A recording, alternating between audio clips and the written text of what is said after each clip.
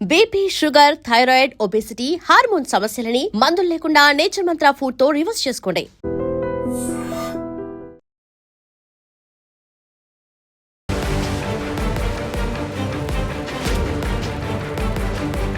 నమస్కారం, welcome to IT media. నేను మీ సంగీత. భార్యాభర్తలు ఈ మధ్య కాలంలో ఒకరినొకరు చంపుకోవడం అనేది సర్వసాధారణంగా అయిపోయింది. చాలా భయంకరంగా చంపుకోవడం అనేది మనం ఈ మధ్య వార్తలలో కూడా చూస్తూనే ఉన్నాం. కానీ వారు ఒకరినొకరు చంపుకోవడం అనేది థర్డ్ పర్సన్ ఎప్పుడైతే వారి బంధంలో అడుగు పెడతారో అప్పుడు వారి కోసం ఇంకొక పర్సన్ని చంపడం అనేది మనం కామన్గా చూస్తూ ఉన్నాం కదా. అయితే హర్యానాలో ఈ మధ్య కాలంలో ఒక దారుణమైన సంఘటన చోటు చేసుకుంది.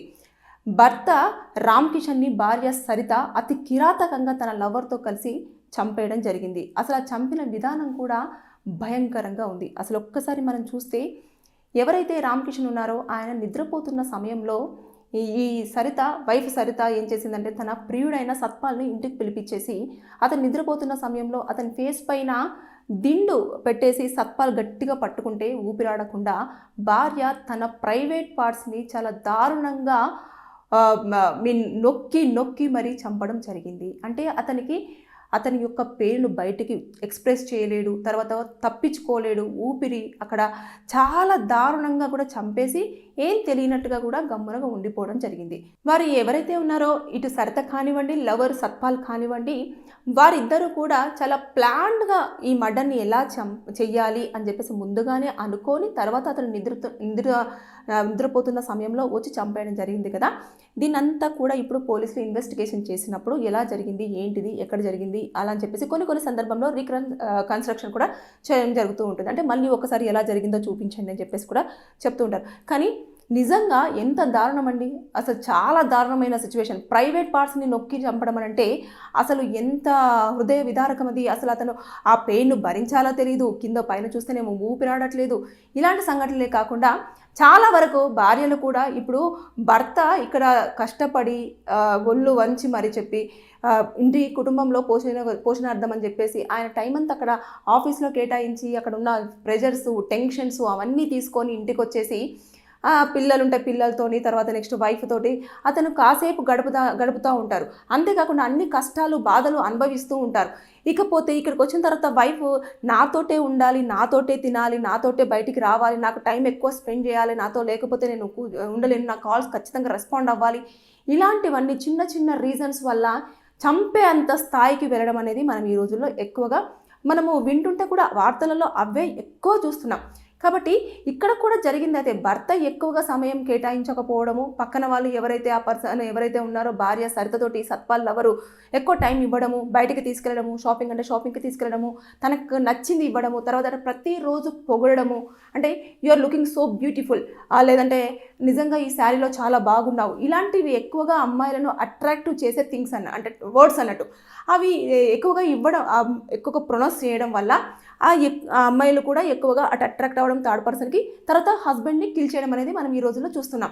ఈ కేసులో హర్యానాలో జరిగిన ఈ కేసులో మాత్రం పోలీసులు దాన్ని మొత్తం కూడా ఇన్వెస్టిగేషన్ చేశారు. భార్య మీద అనుమానం రావడం జరిగింది. ఇమీడియట్గా వాళ్ళిద్దరిని కూడా అరెస్ట్ చేశారు. చేసిన తర్వాత 24 అవర్స్లో కోర్టులో ప్రొడ్యూస్ చేస్తారు. చేసిన తర్వాత రిమాండ్కి పంపించడం జరుగుతుంది.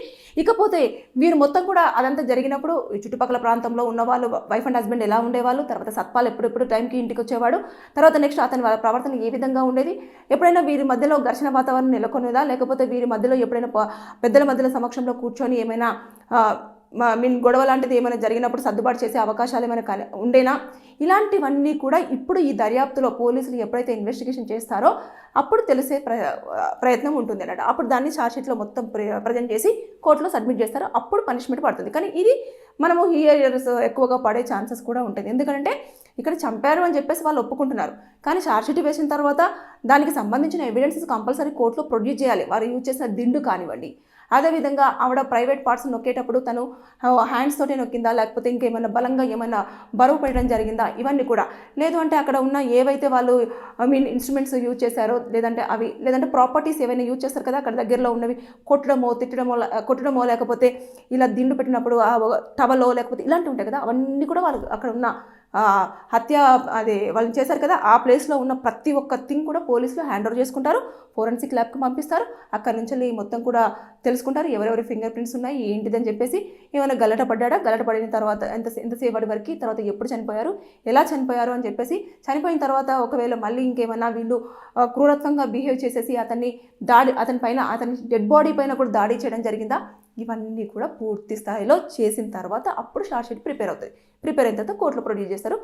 దీంట్లో మాత్రం ఇది మర్డర్ కేసు కిందకి రావడం జరుగుతుంది కాబట్టి మర్డర్ చేసిన వారికంటే కూడా సహకరించిన వారికి ఇంకా ఎక్కువ స్థాయిలో పనిష్మెంట్ ఉంటుంది. కాబట్టి వీరికి జీవిత ఖైదు, తర్వాత నెక్స్ట్ ఏదైతే ఉంటుందో దాన్ని పట్టేసి శిక్ష ఖరారు చేయడం జరుగుతుంది. ఈ రోజుల్లో అయితే హత్య చేసిన తర్వాత దొరకము అనుకోవడం పొరపాటు. ఖచ్చితంగా ముందుగా పోలీసు వాళ్ళకి ఒక ఇన్వెస్టిగేషన్ టైంలో వారికంటూ ఒక ప్రొసీజర్ ఉంటుంది. ఆ ప్రొసీజర్లో మొత్తం కూడా వారు ఏ విధంగా వెళ్ళాలి అని ఉంటుంది.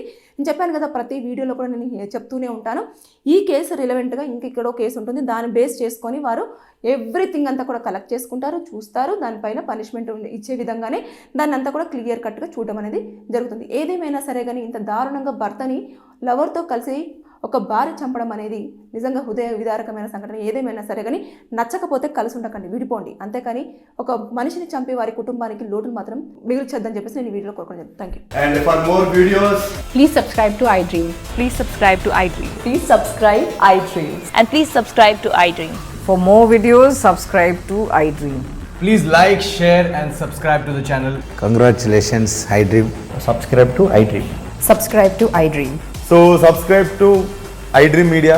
iDream team అందరికి huge congratulations. Please subscribe iDream Media. Please subscribe to iDream. Subscribe iDream. Please subscribe to iDream. iDream అంటే నా కళల ఛానల్ను సబ్స్క్రైబ్ చేసుకున్న నోరు తిరుగుతలేదు, మీరైతే గంట గుర్తు కొట్టండి. For more such videos, please subscribe to iDream. Subscribe to iDream. Please subscribe to iDream. Please subscribe iDream Media. Please do subscribe to iDream. Please subscribe to iDream Media. For best entertainment and information, please subscribe iDream. And don't forget to subscribe to iDream.